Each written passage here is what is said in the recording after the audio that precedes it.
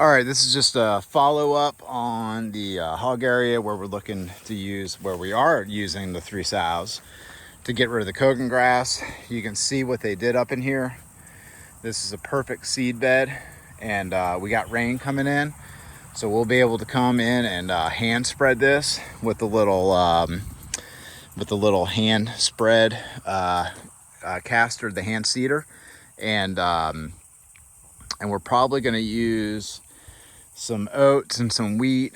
I may mix in some other things in there just because if we're doing the labor, I wouldn't mind putting a little clover in. So I may go grab some clover seed and throw it in there. But we're pretty much going to stick to the cheap seed. I do need to go in and trim up more of these lower branches though before we seed, because when I'm seeding, I want to be able to walk right underneath this tree without banging my face into it. And then also I want stuff to be able to get sunlight enough to grow under here if we're going through all this trouble. So that tree, we're going to clean it up as far as we can reach with the pole saw. So you can see what I did to those trees over there. You know, those things we can drive the tractor around them. And that's what we're setting them up for. Once this thing is turned into pasture, we want to be able to get up in here and drive the tractor around the base of the trees. When we go to clip, you can see that's how we handled those pines at the end of the field over there.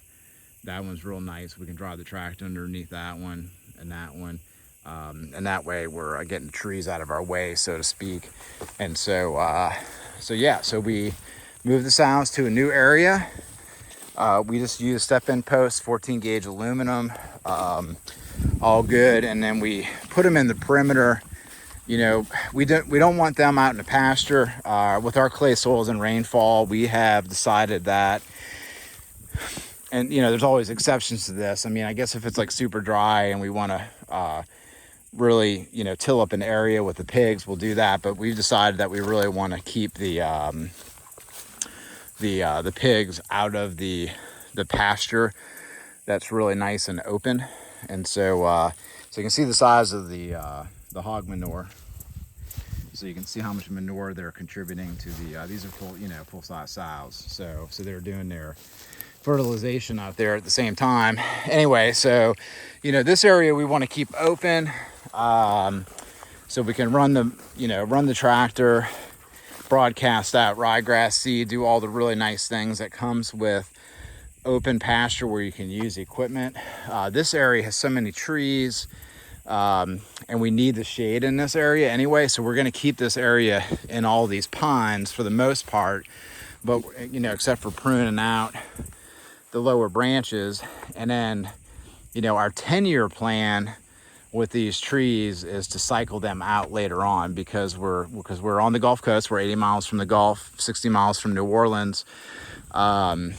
You know, a lot of pine trees on your property could spell disaster if we get hit by a hurricane and you got, you know, really tall pine. They go down fairly easy and they snap and then they break. I am hoping long term to start planting some shorter, stockier trees, like live oak, and also stuff that just grows like weeds, like willow. And that way, the willow, you know, they just break and fall down, they grow back. And then those live oaks are just nice and squatty, and they can kind of put up with that wind. So anyway, so you can see how thick it is in here. This is just where we just moved them. We just recently clipped, made a little laneway through here with the tractor. And so I'm super excited to get this area cleaned up to where we can start using it. Because like I discussed before, is that all up in there is just dead. It's square footage that we're getting zero return on the farm, and also the wildlife getting zero return on that area because it's desolate. And you can see how the hogs just went through that, disturbed that soil. That's going to open up the seed bank. So as soon as we clip up these pines, we're gonna get some really fast growth, especially since we're going to be seeding it. And this is our perimeter fence. This is the highway that we're on. We're doing 5-strand high tensile electric as our main fence. So Nicole set up all this fence yesterday. So just want to grab this aluminum can so it doesn't short anything out. Yeah, she did a good job with the fence. So I just needed to go through and put my eyes on it real quick. And so yeah, we're looking good. Real happy about everything. I'm gonna go jump on a pole saw, put about 30 minutes into the pole saw, start clean up some of these pines in the previous paddock. All right, so I just got done doing a bunch of limb trimming with the pole saw. Love the steel combi system. If you're doing this kind of stuff, it's a priceless tool on the farm. Just putting that out there. So yeah, so we run around, we cut all of the privet down at the base and just drop it. We're gonna let that grow back. We are not gonna paint it with herbicide or anything because that's fodder for the goats. Those new shoots are gonna be really nice fodder for the goats going into later this fall, and that stuff just keeps growing through our winter. And so I hate it. It's an awful plant. It takes over, it kills, chokes stuff out. But I can't say it's not a good browse for the goats. So it is. That's actually a big reason why we got the goats to begin with, is to knock down the forest of privet that we had, the acres of privet that we had. So yeah, so we'll be able to walk through this without face planting into a lower limb like we will over there. That's the area that I videoed earlier where all the pigs are, or the 3 pigs are, the 3 sows are.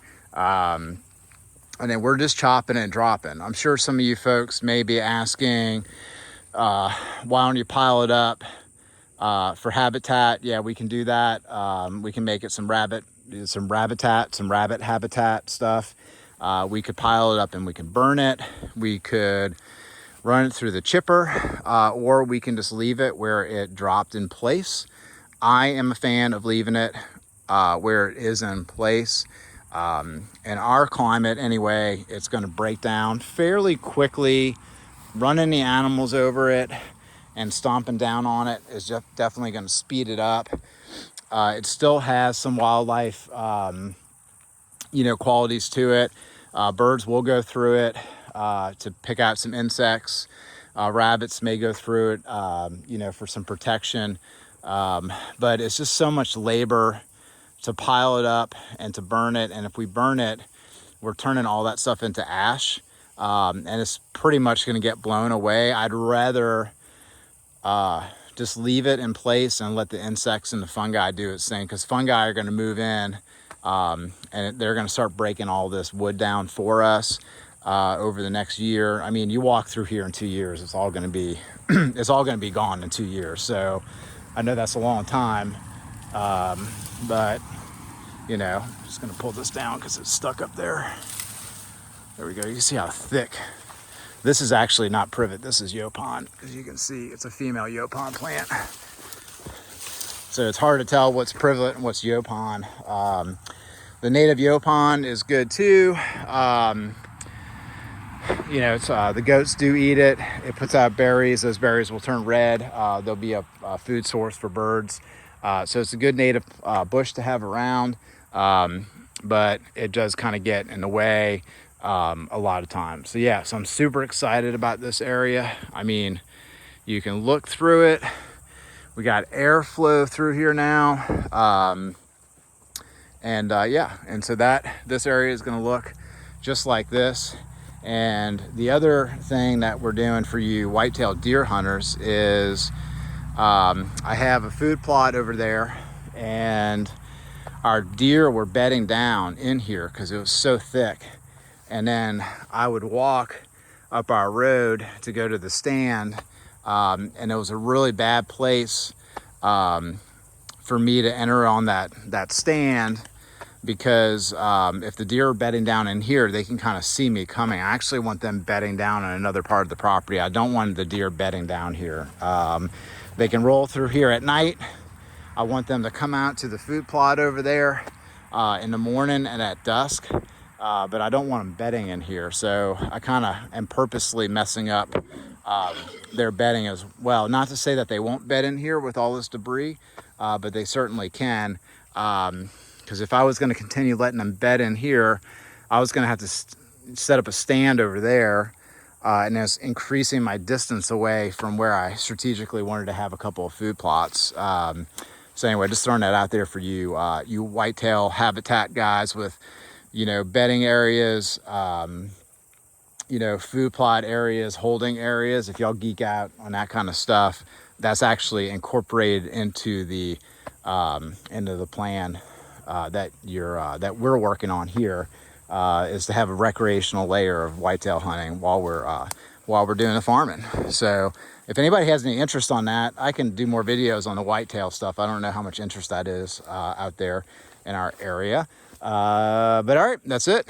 Good deal. We're gonna wrap this up. My arms are nice and warm, and I got a great workout doing this, and I'm super happy. It makes me feel so good to increase habitat while increasing proficiency and efficiency and cash flow on acreage that we've already purchased. Because up until this point, we haven't really used this acreage for anything. And I'd put this at, just ballparking here, I'd put this at about a little under half an acre. So let's call this like maybe a solid 1/3 of an acre that we really have never been able to utilize because there's been no grazing quality in here whatsoever.